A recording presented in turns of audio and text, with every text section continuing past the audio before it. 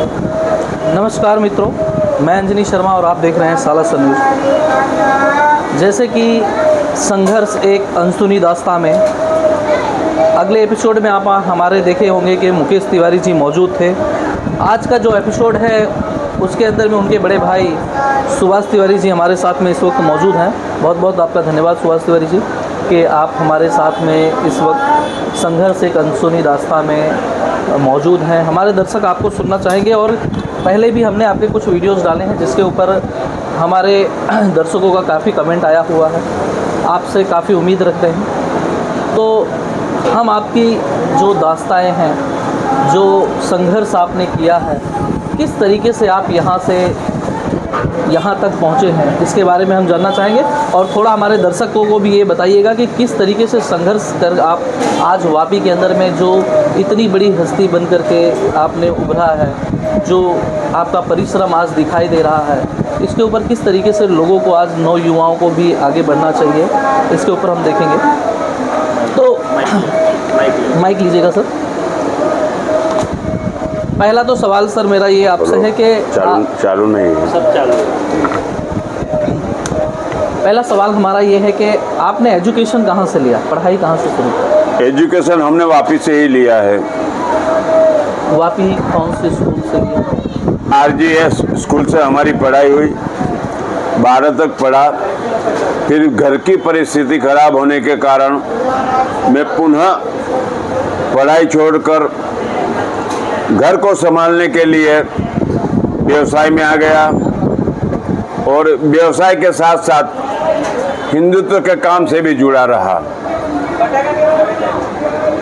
सन 1977 में श्री जयप्रकाश नारायण जी ने एक आंदोलन छेड़ा था।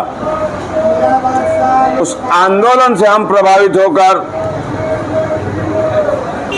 उस आंदोलन में हमने भाग लिया था।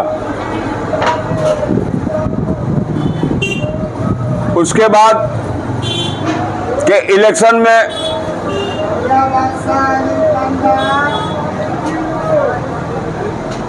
भारतीय जनता पार्टी ने एक जनसंघ था और जिसका चुनाव चिन्ह दिया था दीपक,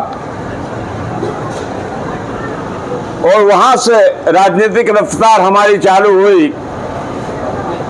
तो करीब करीब 45 साल तक हम राजनीति से जुड़े रहे।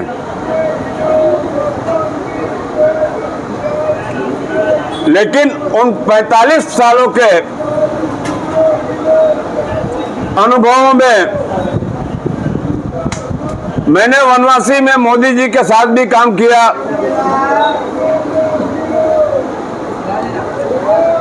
और वापी की प्रथम RSS की शाखा लगाने वाला व्यक्ति यदि कोई है तो वो मात्र पंडित सुभाष तिवारी, जिनकी शाखा में उस समय करीब करीब 40-45 साल पहले 70 से 80 की संख्या में संघ के स्वयंसेवक आते थे।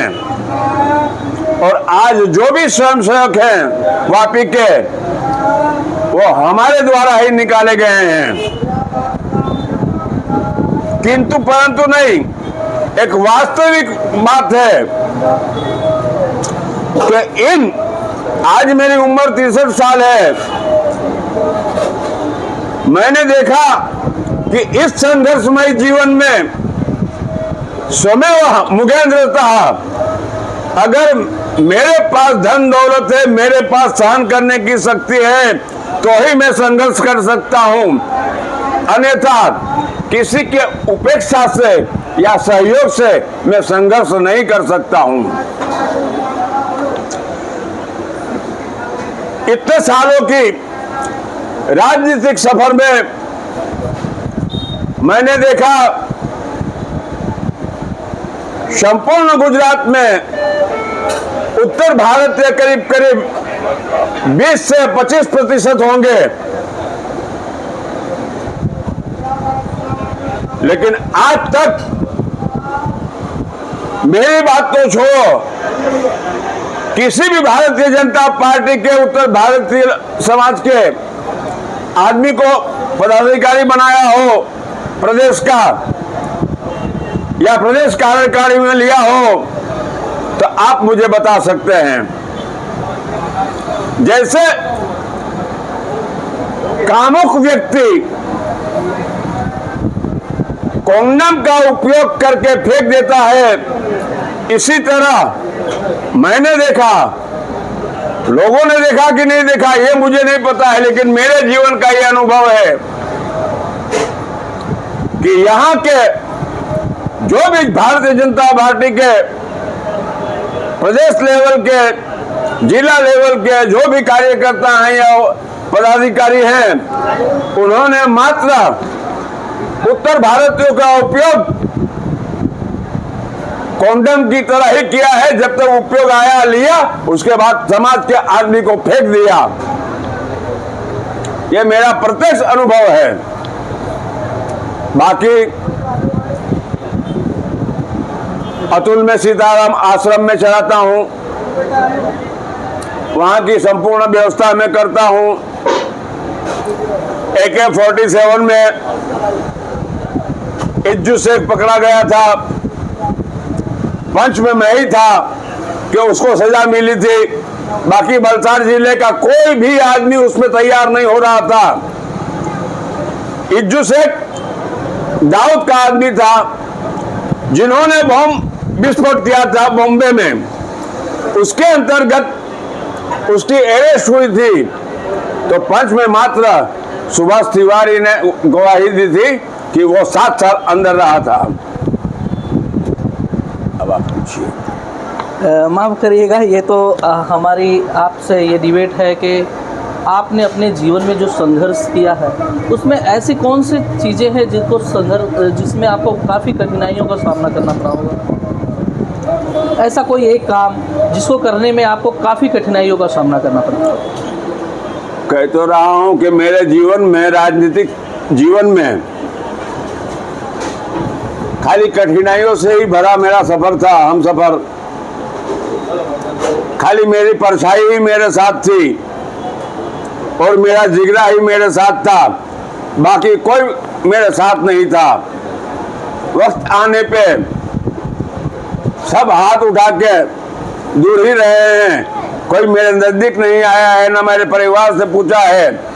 और मैं यहाँ बैठे बैठे यदि किसी को भी कुछ काम होता है, किसी की बेटी की शादी हो, तो वो जो चाहिए वहाँ उपस्थित हो जाता है। हम सब्जी मंडी की ओर से एकत्रित करके पूरा सहयोग करते हैं। वापी में, भंडारा में कहीं भी सब्जी जाती हो तो हमारे परिवार के तरफ से ही जाती है। बाकी रही संघर्ष की बात, संघर्ष तो इतना मैंने किया है कि 50 डंडा मेरे शरीर पे टूट गया है। वो डंडा ही गवाही देता है कि मैंने कितना संघर्ष किया है। जैसे कि अगले एपिसोड में हमारे जब हमने मुकेश तिवारी जी से बातें की तो मुकेश तिवारी जी ने ये चीज़ें बताई कि हमारे बड़े भाई जो सुभाष तिवारी हैं उनकी उंगलियां पकड़ करके चलना सीखा, आगे संघर्ष की प्रगति पे किस तरीके से पैर रखना है, ये सभी चीज़ें हमने सुभाष तिवारी जी से सीखा है। तो आपके जीवन काल में ऐसा कोई व्यक्ति जिन्होंने आपको सपोर्ट किया हो यहाँ तक पहुँचाने में? जैसे कि आपके बड़े भाई साहब जो थे, लगभग मेरे ख्याल से उनका नाम विनय तिवारी था, अरविंद तिवारी था, अरविंद तिवारी, काफ़ी उनका नाम था, तो आपसे उम्र में बड़े भी थे। क्या भूमिका रही है उनकी आपके जीवन में? राजनीतिक जीवन में मेरे 2 गुरु थे, एक रजनीकांत छोटू भाई जोशी और एक कमलेश कनु भाई देसाई। यह जब तक कमलेश जीवित रहा मुझे कोई बहुत संघर्ष नहीं करना पड़ा, ना कोई बहुत सहन करना पड़ा। एक हिमालय की तरह चट्टान बनकर वो हमारे परिवार के साथ सहयोग खड़ा रहा है, और हमारे परिवार के साथ ही नहीं, पूरे वापी की जनता के साथ वो आदमी खड़ा रहा है। लेकिन आज वो इस नश्वर दुनिया में नहीं है। भगवान उनकी आत्मा को शांति प्रदान करे। यदि वो होते हैं तो आज राजनीतिक परिदृश्य वापी का अलग ही होता और उसमें उत्तर भारतीयों को सम्मान भी मिलता। मैं 35 साल लगातार भारतीय जनता पार्टी का पदाधिकारी रहा हूं शहर का, और मेरे छोड़ने के बाद मेरे भाई मुकेश तिवारी को पदाधिकारी बनाया। और संघर्ष तो इतने हुए हैं कि रात को घर से उठा कर पुलिस हमें थाने ले जाकर कांग्रेस के शासन में मारती थी, पीटती थी, चूहे भी दौड़ते थे जेल में, तो हमें डर लग जाता था कि पुलिस आ रही है हमें वापस पीटने। इस प्रकार का भयावह वातावरण उस समय कांग्रेस के शासन में था। और फिलहाल के समय में राजनीति में उसी व्यक्ति का काम है जो चमचागिरी कर सकता है। जो चमचागिरी करेगा वही राजनीति में टिकेगा, और वो भी हमारे साथ हुआ है। हमने पूरे जीवन में किसी के लिए चमचागिरी नहीं की है। हाँ, हिंदुत्व के लिए काम किया है। मैंने 63 साल की उम्र में आज तक भारतीय जनता पार्टी का केस भी मेरे शरीर पे नहीं धारण किया हुआ। मैंने जब भी धारण किया मात्र भगवा गमछा धारण किया। मैं एक मिशन के तहत भारतीय जनता पार्टी के साथ जुड़ा हुआ था कि कभी न कभी ये हमारा देश हिंदू राष्ट्र बने, इसके लिए सदैव मैं प्रयत्नशील रहा हूँ और आज भी हूँ। राजनीति से एक चीज़ें याद आई कि आपने वार्ड नंबर 7 से या 8 से एक बार बीजेपी के प्रत्याशी के रूप में खड़े भी हुए हैं, तो क्या कारण रहा कि आपने दोबारा कोशिश नहीं की, जबकि बहुत वोटों से आप नहीं हारे थे उस वक्त? उस समय नया वोटिंग मशीन निकला था। हमारे साथ जो और दो कैंडिडेट थे वो जीत गए, आशा ठाकुर और गुजराती थे। हाँ। वैभव भाई, भावेश भाई जी, वो जीत गए थे। लेकिन हमारा बटन पीछे होने के कारण और वो एरिया पिछड़ापन होने के कारण लाइसेंस नहीं बन पाया, और जो आगे के नाम थे वहीं वोट गिरे और उसके परिणाम स्वरूप मैं हार गया। सब्जी मार्केट के अंदर में इस तरीके से फिर आपने कैसे विचार बनाया होगा अपने जीवन में कि मार्केट से आप जो अभी आप फिलहाल में सब्जी मार्केट के अंदर में क्या भूमिका है आपकी जैसे यहाँ पर? हम सब्जी मंडी वापी बाजार सब्जी मंडी व्यापारी अध्यक्ष के पद पे हूँ, और यहाँ के व्यापारियों से कोई भी समस्या होती है तो उसको हम गाइड करके उपले अधिकारियों तक उस बात को रखते हैं। आज 45 से 50 साल से ये मार्केट जो टिकी हुई है वो मात्र और मात्र स्वर्गीय कमलेश भाई देसाई, स्वर्गीय निरंजन रावल, स्वर्गीय अतुल राय, इन्हीं की मेहरबानी है कि जब भी मार्केट पे आफत आई तो उन लोगों ने संघर्ष किया, और उस संघर्ष में वो मार्केट के बचाने के लिए जेल में भी बेचारे गए हैं। उनके लिए जितना भी उत्तर भारतीय गुणगान गाए वो कम होगा। सब्जी मंडी के लिए वो भगवान से भी अधिक हमारे लिए महत्व के व्यक्ति थे।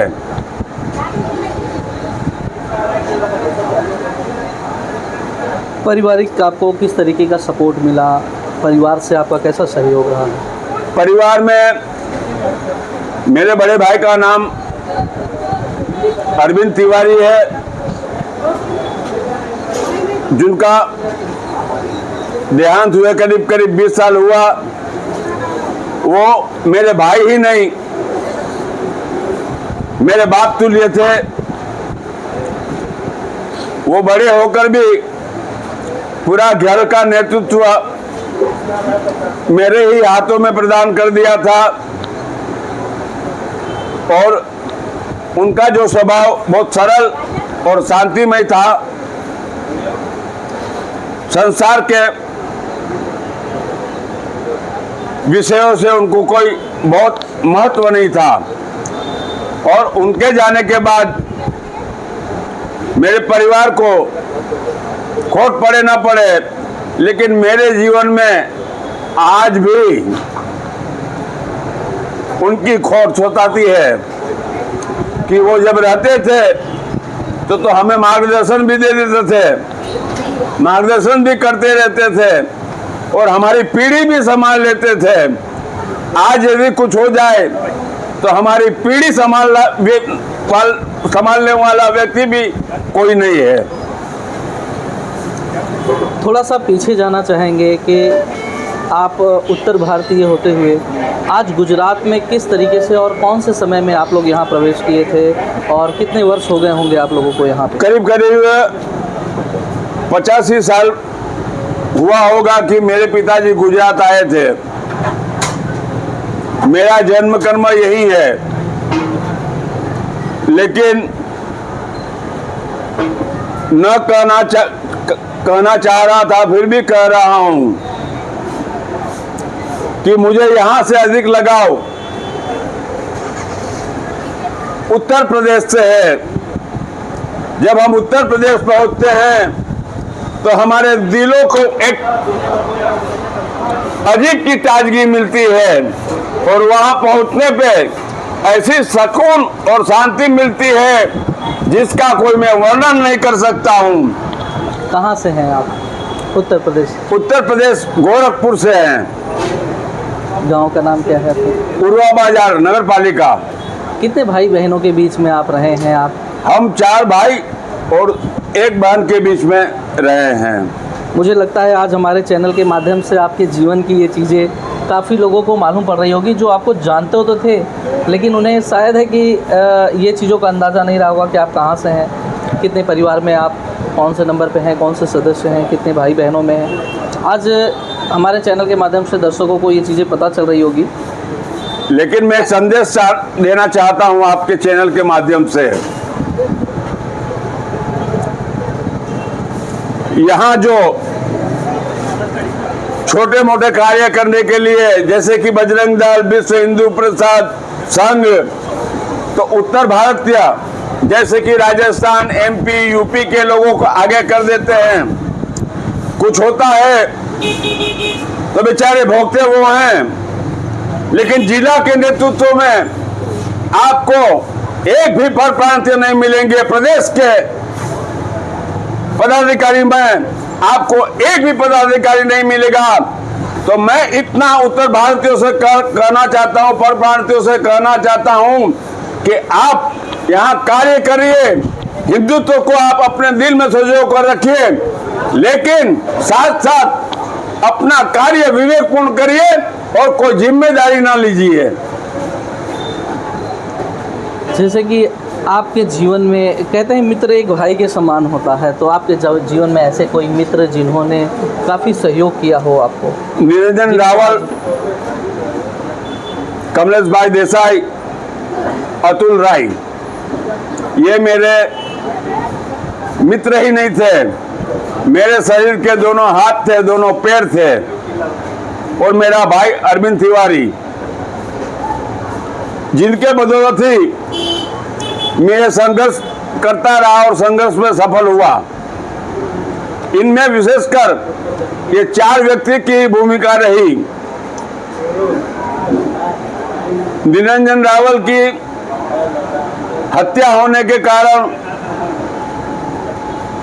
स्वर्गवास हुआ, अतुल राय को कैंसर होने के कारण स्वर्गवास हुआ, किंतु उनकी लड़की की शादी का संपूर्ण खर्चा हमारी ओर से उत्तर भारतीय समाज से जुटा